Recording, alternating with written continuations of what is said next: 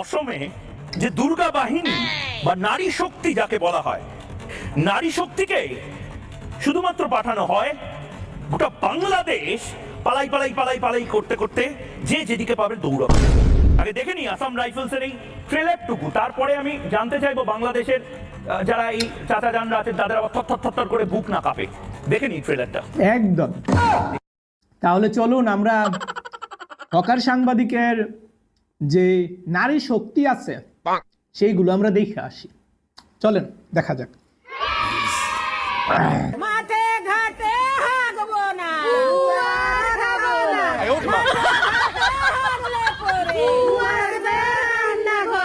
মাঠে ঘাটে হাগবো না, গুয়ার খাবো না, মাঠে ঘাটে হাগবো না, গুয়ার খাবো না, সমাজের মঙ্গলে হাগবো না জঙ্গলে।